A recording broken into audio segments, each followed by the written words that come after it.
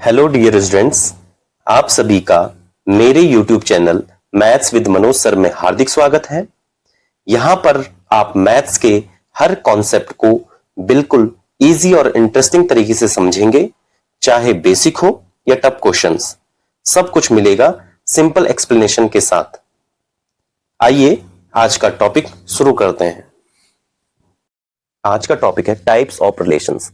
यहां हमारे class 12th relations and functions series का थर्ड लेक्चर है एंड टाइप्स ऑफ रिलेशंस का सेकंड पार्ट है। फर्स्ट पार्ट हम सेकंड लेक्चर में कवर कर चुके हैं, जिसमें हमने empty relation, universal relation and identity relation को कवर किया है। और इस लेक्चर में हम reflexive relation, symmetric relation and transitive relation को कवर करने वाले हैं। आइए सबसे पहले रिफ्लेक्सिव रिलेशन को समझते हैं।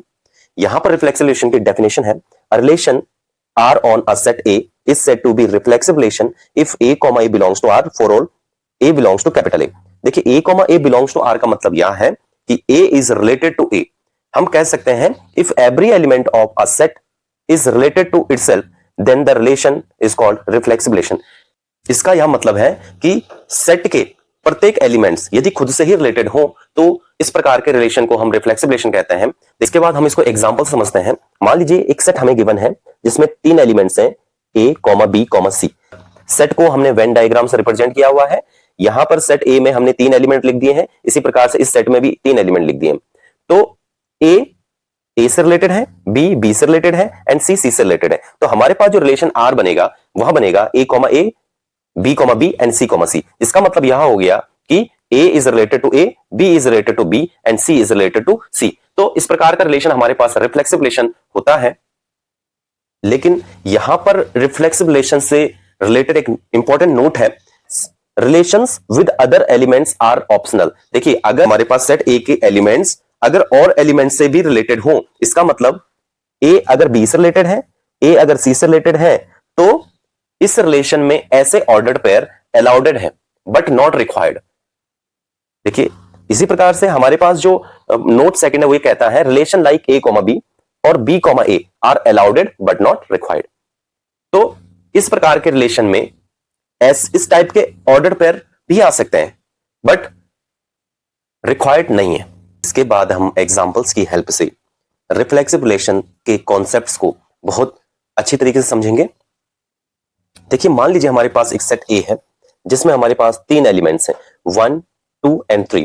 तो यहां पर हमारे पास कुछ रिलेशंस डिफाइंड है, तो हमें यह बताना है कि वह रिलेशन रिफ्लेक्सिव रिलेशन होगा या नहीं होगा। देखिए इसमें सबसे पहले R1 रिलेशन हमें इस प्रकार से डिफाइन किया हुआ है कि R1 इज इक्वल टू 5। देखिए क्या ये रिफ्लेक्सिव रिलेशन है? देखिए रिफ्लेक्सिव रिलेशन का कॉन्सेप्ट कहता है कि प्रत्येक एलिमेंट्स खुद से रिलेटेड होने चाहिए। देखिए 1, 1 से रिलेटेड होना चाहिए, 2, 2 से रिलेटेड होना चाहिए एंड 3, 3 से रिलेटेड होना चाहिए। इसका मतलब यहां पर जो रिलेशन R1 है वह रिफ्लेक्सिव रिलेशन नहीं है, not reflexive relation, not reflexive. देखिए इसी प्रकार से हमारे पास R2 है, यहां पर हमारे पास 1, 1 एंड 2, 2 गिवन है।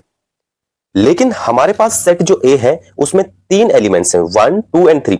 1, 1 से रिलेटेड है, ठीक है, 2, 2 से रिलेटेड है, बट यहां पर 3 था इस सेट में, तो 3, 3 से रिलेटेड नहीं है R2 में। यहां पर हम ये लिख सकते हैं कि since 3 belongs to A but 3, 3 does not belongs to R। इसका मतलब यह रिलेशन भी रिफ्लेक्सिव रिलेशन नहीं होगा, नॉट रिफ्लेक्सिव। नेक्स्ट देखते हैं R3। R3 में हमारे पास 1, 1 है, यानी कि 1 is related to 1 but 2 is not related to 2। इसी प्रकार से 3 इज नॉट रिलेटेड टू 3। तो यह रिलेशन भी रिफ्लेक्सिव रिलेशन नहीं है, नॉट रिफ्लेक्सिव। इसके बाद नेक्स्ट रिलेशन R4 हमारे पास गिवन है 1, 1, 2, 2 एंड 3, 3। देखिए 1 is related to 1, 2 is related to 2 and 3 is related to 3। हम कह सकते हैं कि R4 रिफ्लेक्सिव रिलेशन है। देखिए R4 is reflexive relation. Next देखिए R5। R5 में हमारे पास 2, 2 है, यहां पर 2 is related to 2 but 1 is not related to 1 and 3 is not related to 3। इसका मतलब यह रिलेशन भी रिफ्लेक्सिव रिलेशन नहीं होगा, नॉट रिफ्लेक्सिव। नेक्स्ट हम देखते हैं, देखिए यहां पे R6 में 1,1, 2,2, 3,3। देखिए 1 is related to 1, 2 is related to 2 and 3 is related to 3। ठीक है, यहां पर 1,2 एंड 1,3 भी गिवन है। जब हम रिफ्लेक्सिव रिलेशन की डेफिनेशन देख रहे थे तो वहां पर हमने एक नोट समझा था कि extra ordered pair are optional, यानी कि एक्स्ट्रा जो ऑर्डर्ड पेयर है वो अलाउडेड तो है बट नॉट रिक्वायर्ड। इसका मतलब यहां भी रिफ्लेक्सिव रिलेशन हो जाएगा। देखिए यह रिफ्लेक्सिव रिलेशन है। इसके बाद हम नेक्स्ट एग्जांपल देखते हैं। R7 is equal to A cross A। A cross A का मतलब हो गया कार्टेशियन प्रोडक्ट। यहां पर हमने कार्टेशियन प्रोडक्ट फाइंड आउट किया हुआ है। देखिए यहां पर जो हमारे पास सेट था उसमें हमारे पास 3 एलिमेंट्स थे, 1, 2 एंड 3।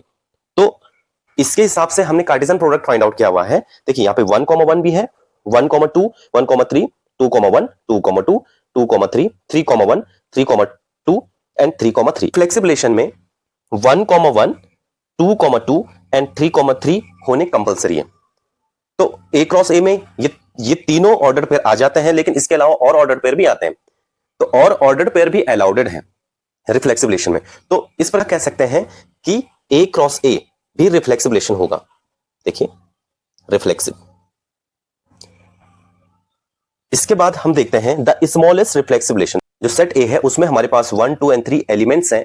तो इसके हिसाब से हमारे पास जो सबसे छोटा रिफ्लेक्सिव रिलेशन होगा वह होगा 1,1, 2,2 एंड 3,3। 1,1, 2,2 एंड 3,3। यदि हमारे पास सेट में एलिमेंट्स 1 एंड 2 होते तो उसके लिए सबसे छोटा जो रिफ्लेक्सिव रिलेशन होता वह होता 1,1 एंड 2,2।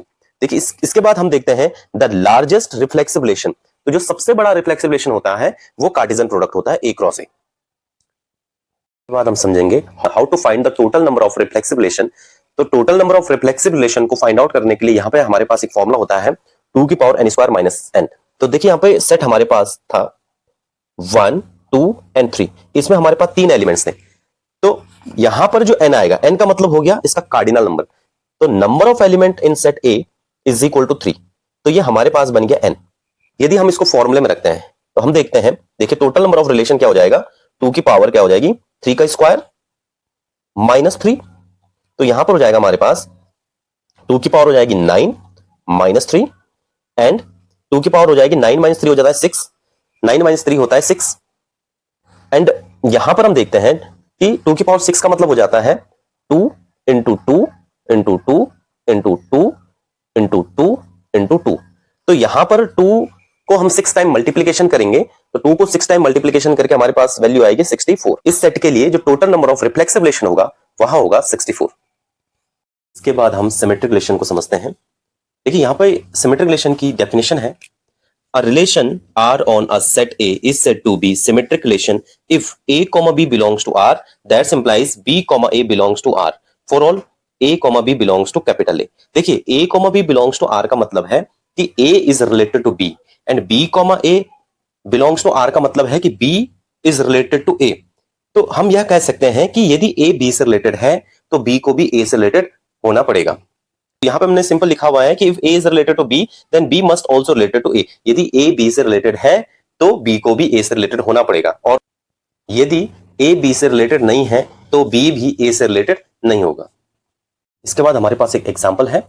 देखिए A इज इक्वल टू, इसमें हमारे पास 3 एलिमेंट्स हैं A, B, C। तो यहां पर वेन डायग्राम से हमने रिप्रेजेंट किया हुआ है सेट A को। यहां पे देखिए A से रिलेटेड है तो इस A को भी इस A से रिलेटेड होना पड़ेगा। इसी प्रकार से A B से रिलेटेड है तो B को भी A से रिलेटेड होना पड़ेगा, एंड B C से रिलेटेड है तो C को भी B से रिलेटेड। तो इस प्रकार के रिलेशन को हम सिमेट्रिक रिलेशन कहते हैं। आइए सिमेट्रिक रिलेशन से रिलेटेड कुछ नोट्स देखते हैं। देखिए यहाँ पे पहला नोट है कि यदि A, B R में बिलोंग कर रहा है एंड B, A भी R में बिलोंग कर रहा है तो इस प्रकार का जो रिलेशन हमारे पास होगा वो सिमेट्रिक रिलेशन हो जाएगा। देखिए सिमेट्रिक रिलेशन होगा यदि A, B R में बिलोंग कर रहा है एंड B, A R में बिलोंग नहीं कर रहा है तो वह सिमेट्रिक रिलेशन नहीं होगा। और यदि A, B R में बिलोंग नहीं कर रहा है, देखिए डेफिनेशन है, देखिए A, B R में बिलोंग नहीं कर रहा है तो A भी R में बिलोंग नहीं करेगा। तो यहां पे देखिए A, B R में बिलोंग नहीं कर रहा है तो यहां पर B, A की आवश्यकता नहीं है, तो यह रिलेशन भी हमारा सिमेट्रिक रिलेशन कहलाएगा। इसके बाद हम सिमेट्रिक रिलेशन को कुछ एग्जांपल्स की हेल्प से समझते हैं। देखिए मान लीजिए हमारे पास एक सेट है जिसमें हमारे पास 3 एलिमेंट्स हैं A, B, C। तो यहां पर जो सबसे पहले हमें रिलेशन जो डिफाइन किया हुआ है वह है R1। देखिए R1 is equal to 5। Phi का मतलब हो गया एम्प्टी रिलेशन। देखिए क्या एम्प्टी रिलेशन हमारा सिमेट्रिक रिलेशन होता है या नहीं होता है। यहां पर देखिए ए कॉमा बी आर में बिलोंग नहीं कर रहा है, तो बी कॉमा ए भी आर में बिलोंग नहीं करेगा। यह कह सकते हैं कि यह सिमेट्रिक रिलेशन है। देखिए फाई इज सिमेट्रिक रिलेशन, ठीक है। इसी प्रकार से देखिए R2 इज इक्वल टू हमारे पास इसमें एक ऑर्डर पेयर दे रखा है A कॉमा ए। देखिए A कॉमा ए का मतलब A is related to A। देखिए R2 को हम इस प्रकार से भी लिख सकते हैं, R2 इज इक्वल टू देखिए A comma A and A comma A. इसको हम वेन डायग्राम की हेल्प से समझ सकते हैं। देखिए जैसे मान लीजिए ये सेट A है, ये सेट A है, ये भी सेट A है, इसमें एक एलिमेंट मान लीजिए A है, यहां पे भी एक एलिमेंट A है, तो ये A इस A से रिलेटेड है। देखिए तो अगर A से रिलेटेड तो A कॉमा A बन गया। अगर ये A इस A से रिलेटेड है तो यहां पर भी ऑर्डर पेयर बन गया A कॉमा A। तो यहां पर R2 में हमारे पास जो ऑर्डर पेयर है वो A कॉमा A और A कॉमा A बन गया, लेकिन जो रिलेशन होता है वो सेट ऑफ ऑर्डर पेयर होता है। और हमने सेट की डेफिनेशन पढ़ी है कि सेट में कोई भी एलिमेंट रिपीट नहीं होता है। तो यहां पर हम इसको इस प्रकार से लिख सकते हैं कि जो हमारे पास सेम ऑर्डर पेयर है उनको हम एक ही ऑर्डर पेयर लिख सकते हैं। तो इसलिए यह रिलेशन भी सिमेट्रिक रिलेशन कहलाएगा। देखिए यह रिलेशन सिमेट्रिक रिलेशन है। इसी प्रकार से हमारे पास R3 है जिसमें हमारे पास ऑर्डर्ड पेयर है A comma A and B comma B। तो A is related to A and B is related to B। इस जिस प्रकार से हमने एग्जांपल सेकंड देखा था कि जैसे A कॉमा A सिमेट्रिक होता है, इसी प्रकार से ये A कॉमा A भी सिमेट्रिक हो जाएगा एंड B कॉमा B भी सिमेट्रिक हो जाएगा। तो यह सिमेट्रिक रिलेशन है। देखिए इसी प्रकार से देखिए R4 में भी A comma A, B comma B and C comma C। तो A कॉमा A भी सिमेट्रिक है, B कॉमा B भी सिमेट्रिक है एंड C कॉमा C भी सिमेट्रिक है। तो R4 हमारा सिमेट्रिक रिलेशन होगा। इसके बाद हम नेक्स्ट एग्जांपल देखते हैं। देखिए R5 इज इक्वल टू हमें जो रिलेशन डिफाइन किया हुआ है वह है A कॉमा B। देखिए A कॉमा B R5 में बिलोंग कर रहा है, इसका मतलब A is related to B। यहां पर A B से रिलेटेड है, कहने का मतलब है कि A comma B belongs to R5। देखिए A कॉमा B R5 में बिलोंग कर रहा था, बट यहां पर B कॉमा A R5 में बिलोंग नहीं कर रहा है। यानी कि A तो B से रिलेटेड है लेकिन B A से रिलेटेड नहीं है। इसका मतलब यह रिलेशन नॉट सिमेट्रिक रिलेशन है, नॉट सिमेट्रिक। नेक्स्ट देखते हैं R6 A comma B and B comma A। देखिए यहां पर A कॉमा B का मतलब A is related to B and B comma A भी यहां पर एग्जिस्ट कर रहा है, B is related to A। तो यहां पर यह रिलेशन सिमेट्रिक रिलेशन होगा, यह रिलेशन सिमेट्रिक रिलेशन है। R7 देखते हैं। देखिए यहां पे B कॉमा C है और C कॉमा B है। देखिए B C से रिलेटेड है तो C को भी B से रिलेटेड होना पड़ेगा, तो B C से रिलेटेड है एंड C भी B से रिलेटेड है एंड B B से रिलेटेड है। इससे पहले एग्जांपल में हमने समझा कि B B से कैसे रिलेटेड होता है एंड C भी C से रिलेटेड है। तो यहां पर जो R7 है वह भी सिमेट्रिक रिलेशन कहलाएगा। नेक्स्ट एग्जांपल देखते हैं R8। यहां पर R8 में हमें A cross A Cartesian product given है। तो कार्टेशियन प्रोडक्ट हमने यहां पे फाइंड आउट किया हुआ है। देखिए कार्टेशियन प्रोडक्ट के सारे ऑर्डर्ड पेयर्स यहां पर लिखे हुए हैं। देखिए जैसे A कॉमा B, तो A comma B A is related to B, मतलब B is also related to A। यहां पर A कॉमा B है तो B कॉमा A भी है। यहां पर A कॉमा C है तो C कॉमा A भी है। यहां पर C कॉमा B है तो B कॉमा C भी है and A comma A, B comma B and C comma C भी सिमेट्रिक रिलेशन होते हैं। तो हम यह कह सकते हैं कि जो Cartesian product A cross A है वह भी एक सिमेट्रिक रिलेशन है। इसके बाद देखते हैं स्मॉलेस्ट सिमेट्रिक रिलेशन। तो सबसे छोटा जो सिमेट्रिक रिलेशन होता है वो फाई होता है एंड लार्जेस्ट सिमेट्रिक रिलेशन, सबसे बड़ा symmetric relation A cross A होता है। इसके बाद हम समझते हैं कि how to find total number of symmetric relation. Total number of symmetric relation को फाइंड आउट करने के लिए हमारे पास यहां पर एक फॉर्मूला है 2 की पावर n n+1/2। मान लीजिए एक सेट हमारे पास है, लेट हमारे पास जो सेट था उसमें 3 एलिमेंट्स 1 2 एंड 3। तो इसका जो कार्डिनल नंबर हो जाएगा वह हो जाएगा 3। अगर हम इसमें इस फॉर्मूले में इस वैल्यू रखते हैं तो 2 की पावर 3 इंटू 3 + 1/2। तो यहां पर हो जाएगा 2 की पावर 3 इंटू 4/2, यानी कि 2 की पावर 3 4 12/2 मतलब 6 एंड 2 को 6 टाइम अगर हम मल्टीप्लीकेशन करते हैं तो 64 आ जाता है। तो इस प्रकार से हम total number of symmetric relation find out कर सकते हैं। इसके बाद है ट्रांजिटिव रिलेशन। ट्रांजिटिव रिलेशन की डेफिनेशन है a relation R on a set A is said to be transitive relation if a, b belongs to R and b, c belongs to R. That implies a, c belongs to R. या हम इसको इस प्रकार से भी लिख सकते हैं a, b does not belongs to R and b, c does not belongs to R. That implies a, c does not belongs to R. इसका मतलब यह है कि if a is related to b and b is related to c, then a must also be related to c. हम कह सकते हैं कि यदि a b से रिलेटेड है एंड b c से रिलेटेड है तो a को भी c से रिलेटेड होना पड़ेगा, और यदि a b से रिलेटेड नहीं है एंड b c से रिलेटेड नहीं है तो a भी c से रिलेटेड नहीं होगा। आइए ट्रांजिटिव रिलेशन को आसान शब्दों में समझते हैं। देखिए ट्रांजिटिव रिलेशन के लिए पैटर्न क्या होता है। देखिए सबसे पहले अगर a b से रिलेटेड है एंड b c से रिलेटेड है तो यहां है पैटर्न। देखिए बात समझिए इसको। पहला पॉइंट तो यह है कि ए बी से रिलेटेड हो और बी सी से रिलेटेड हो, ये पैटर्न हमारे पास बन गया है।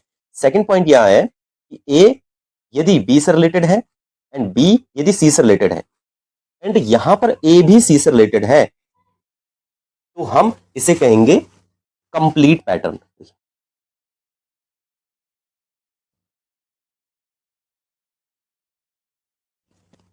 इसी प्रकार से एक हमारे पास नेक्स्ट कंडीशन हो सकती है कि ए रिलेटेड है बी से एंड बी रिलेटेड है सी से। यहां पर ए सी से रिलेटेड नहीं है तो हम कह सकते हैं नो कंप्लीट पैटर्न। देखिए इसी प्रकार से नेक्स्ट हमारे पास एक पॉइंट हो सकता है कि ए सिर्फ बी से ही रिलेटेड है। अगर ए बी से रिलेटेड है तो यहां पैटर्न ही नहीं बना रहा है, नो पैटर्न। देखिए नो पैटर्न। अब हम यहां पर यह समझते हैं कि कैसे हम चेक करें कि यह रिलेशन ट्रांजिटिव है या नहीं। देखिए अगर हमारे पास कोई भी रिलेशन इस पैटर्न को फॉलो करता है, A is related to B and B is related to C, अगर इस पैटर्न को फॉलो करता है तो उसे कंप्लीट पैटर्न फॉलो करना पड़ेगा। कंप्लीट पैटर्न का मतलब यह है कि ए एंड सी भी उस रिलेशन का ऑर्डर्ड पेयर होना चाहिए। कहने का मतलब ए इज रिलेटेड टू सी, तब हम कहेंगे कि वह रिलेशन ट्रांजिटिव होगा। इसी प्रकार से देखिए A is related to B and B is related to C, A C से रिलेटेड नहीं है। अगर इस प्रकार की कंडीशन आती है तो वह रिलेशन ट्रांजिटिव रिलेशन नहीं होगा। और नेक्स्ट यदि पैटर्न ही ना बने तो वह भी ट्रांजिटिव रिलेशन होगा। तो हमें यहां पर 3 पॉइंट समझने वाली बात है कि कोई अगर A related to B and B related to C type का पैटर्न बना रहा है तो उसे कंप्लीट पैटर्न बनाना पड़ेगा, और यदि वह कंप्लीट पैटर्न नहीं बना रहा है तो वह ट्रांजिटिव रिलेशन नहीं है, और कंप्लीट पैटर्न बना रहा है तो वह ट्रांजिटिव रिलेशन होगा। तीसरी कंडीशन यह है कि या तो वो पैटर्न ही ना बनाए, तो या तो पैटर्न ही ना बनाए तो ट्रांजिटिव, कंप्लीट पैटर्न बनाए तब भी ट्रांजिटिव, और अगर वो कंप्लीट पैटर्न नहीं बनाता है तो वह ट्रांजिटिव नहीं होगा। यहां पर हमारे पास कुछ इंपॉर्टेंट पॉइंट्स हैं। इन पॉइंट्स की हेल्प से हम ट्रांजिटिव रिलेशन की डेफिनेशन को और डिफाइन करते हैं। देखिए यहां पर A comma B belongs to R and B comma C belongs to R, A is related to B and B is related to C. इसने एक पैटर्न बना दिया है। अगर ये पैटर्न बना रहा है तो ए को भी सी से रिलेटेड होना चाहिए, तो यह ट्रांजिटिव रिलेशन, इसने कंप्लीट पैटर्न बना दिया है। इसी प्रकार से A comma B belongs to R, B comma C belongs to R. देखिए A is related to B and B is related to C, but यहां पे देखिए A comma C does not belongs to R. इसका मतलब है A is not related to C. यहां पर इसने पैटर्न तो बना दिया है A comma B belongs to R and B comma C belongs to R, but उसने कंप्लीट पैटर्न नहीं बनाया है। अगर वो कंप्लीट पैटर्न नहीं बना रहा है तो वह ट्रांजिटिव रिलेशन नहीं होगा। नेक्स्ट पॉइंट देखिए A comma B belongs to R. देखिए यहाँ पे पैटर्न नहीं बन रहा है, इस प्रकार का पैटर्न नहीं बन रहा है। A is related to B and B is related to C. यदि पैटर्न ना बने तो भी यह ट्रांजिटिव रिलेशन है। नेक्स्ट पॉइंट देखिए B comma C belongs to R. यहां पर भी पैटर्न नहीं बन रहा है, तो अगर ये पैटर्न नहीं बन रहा है तो यह भी ट्रांजिटिव रिलेशन है। इसी प्रकार से नेक्स्ट देखिए A comma B belongs to R and B comma C does not belongs to R. इसका मतलब A is related to B but B is not related to C. यहां पर भी पैटर्न नहीं बन रहा है, तो यहां भी ट्रांजिटिव रिलेशन होगा। इसके बाद हम ट्रांजिटिव रिलेशन से रिलेटेड कुछ एग्जांपल्स देखते हैं। मान लीजिए एक सेट हमारे पास है, A is equal to 1, 2 and 3। इसमें हमारे पास 3 एलिमेंट्स हैं और यहां पर कुछ रिलेशंस हमारे पास डिफाइन किए गए हैं। देखिए जैसे इसमें सबसे पहला रिलेशन है R1 इज इक्वल टू 5। 5 का मतलब हो गया एम्प्टी रिलेशन। देखिए यहां पर पहला जो रिलेशन हमारे पास है R1 इज इक्वल टू 5, यहाँ पैटर्न नहीं बना रहा है। अगर यहाँ पैटर्न नहीं बना रहा है इसका मतलब यहाँ ट्रांजिटिव रिलेशन है। सिमिलरली सेकंड एग्जांपल देखिए R2 इज इक्वल टू 1, 2। देखिए 1, 2 यहाँ पैटर्न नहीं बना रहा है। अगर ये पैटर्न नहीं बना रहा है तो यहाँ भी ट्रांजिटिव रिलेशन। देखिए इसी प्रकार से 1, 2 एंड 1, 3, यानी कि 1 is related to 2 and 1 is related to 3। यहाँ भी पैटर्न नहीं बना रहा है तो यहाँ भी ट्रांजिटिव रिलेशन है। नेक्स्ट एग्जांपल देखते हैं। देखिए जैसे 1, 1, 2, 2 एंड 3, 3। इसका मतलब यह है कि 1 is related to 1, 2 is related to 2 and 3 is related to 3। इसको हम वेन डायग्राम की हेल्प से समझेंगे। देखिए मान लीजिए हमने यहां पर जो R4 है एक ऑर्डर्ड पेयर लिया है, ठीक है, 1, 1 का। देखिए इसको हम इस प्रकार से भी लिख सकते हैं कि 1, 1, 1, 1, 1, 1। यहां पर हमने वेन डायग्राम बनाया है। ये A है, ये भी A है और ये भी A है। यहां पर एलिमेंट है 1, यहां पर 1 एंड यहां पर 1। देखिए 1 इज रिलेटेड टू 1, इसका मतलब 1, 1 belongs to R4। 1 is related to 1, इसका मतलब हो गया 1, 1 बिलोंग्स टू R4। एंड यहां पर देखिए ये वाला 1 इस 1 से रिलेटेड होगा। देखिए 1, 1 बिलोंग्स टू R4। तो R4 में हमारे पास तीनों के तीनों ऑर्डर्ड पेयर बिलोंग करते हैं। इसका मतलब R4 में जो ऑर्डर्ड पेयर है वह है 1, 1, 1, 1 एंड 1, 1। जो रिलेशन होता है वह ऑर्डर्ड पेयर का सेट होता है। सेट में हम किसी भी एलिमेंट को रिपीट नहीं करते हैं, तो हम इसको लिख सकते हैं 1, 1। R4 is equal to 1, 1। तो यहां पर 1, 1 ऑर्डर्ड पेयर ने कंप्लीट पैटर्न फॉलो कर लिया है। इसका मतलब R4 में 1, 1 ट्रांजिटिव होगा। इसी प्रकार से 2, 2 भी ट्रांजिटिव होगा एंड 3, 3 भी ट्रांजिटिव होगा। इसके प्रत्येक ऑर्डर्ड पेयर ट्रांजिटिव है, तो हम कह सकते हैं कि यह ट्रांजिटिव रिलेशन है। देखिए यहां पर नेक्स्ट एग्जांपल R5 देखिए 1, 2, 1 is related to and 3 is related to 2। यहां पर भी पैटर्न नहीं बन रहा है। अगर पैटर्न नहीं बन रहा है तो यह भी ट्रांजिटिव रिलेशन है। नेक्स्ट देखते हैं। देखिए 1, 2 and 2, 3। 1 is related to 2 and 2 is related to 3। देखिए इसने पैटर्न बना दिया, 1 is related to 2 and 2 is related to 3। तो हमारे पास इसको आप कंप्लीट पैटर्न बनाना पड़ेगा, यानी कि 1 इज ऑल्सो रिलेटेड टू 3। 1, 3 भी इस रिलेशन में है। इसी प्रकार से देखिए यहां पर 1 इज रिलेटेड टू 1। देखिए 1 is related to 1 and 1 is related to 3। देखिए यहां पे तो 1 को 3 से रिलेट होना पड़ेगा। तो देखिए 1 इज रिलेटेड टू 3, यहां पर हमारे पास ऑर्डर्ड पेयर है। इस प्रकार से देखिए यहाँ पे 1 इज रिलेटेड टू 1, 1 से रिलेटेड है एंड 1 इज रिलेटेड टू 2। ये 1 2 से भी रिलेटेड है, तो यहां पर 1 को 2 से रिलेटेड होना पड़ेगा। तो देखिए 1, 2 भी यहां पर है। इसका मतलब इसके प्रत्येक ऑर्डर्ड पेयर कंप्लीट पैटर्न को फॉलो कर रहे हैं। इसका मतलब यहां ट्रांजिटिव रिलेशन है, क्योंकि 1, 1 ट्रांजिटिव रिलेशन होता है और इन ऑर्डर्ड पेयर ने कंप्लीट पेयर को फॉलो किया है। इसका मतलब यह ट्रांजिटिव है। देखिए नेक्स्ट एग्जांपल देखते हैं। R7 is equal to 3, 1 and 1, 2। देखिए 3 is related to 1 and 1 is related to 2। देखिए इसने भी पैटर्न बना दिया है। 3 is related to 1 and 1 is related to 2। देखिए पैटर्न तो बन गया है, लेकिन क्या कंप्लीट पैटर्न बना है? क्या 3 2 से रिलेटेड है? यहां पर 3 2 से रिलेटेड नहीं है। इसका मतलब यह रिलेशन ट्रांजिटिव रिलेशन नहीं होगा। इसके बाद हम नेक्स्ट एग्जांपल देखते हैं। R8 is equal to A cross A, मतलब कार्टेशियन प्रोडक्ट। देखिए कार्टेशियन प्रोडक्ट में ऑल पॉसिबल ऑर्डर्ड पेयर्स आ जाते हैं। देखिए यहां पर यदि A B से रिलेटेड है एंड B C से रिलेटेड है तो उस कार्टेशियन प्रोडक्ट में A, C भी आएगा। इसमें सारे कॉम्बिनेशन आ जाते हैं, तो इसलिए यहां भी एक ट्रांजिटिव रिलेशन है। एंड इसके बाद है द स्मॉलेस्ट ट्रांजिटिव रिलेशन। सबसे छोटा ट्रांजिटिव रिलेशन 5 होता है and the greatest transitive relation A cross A होता है।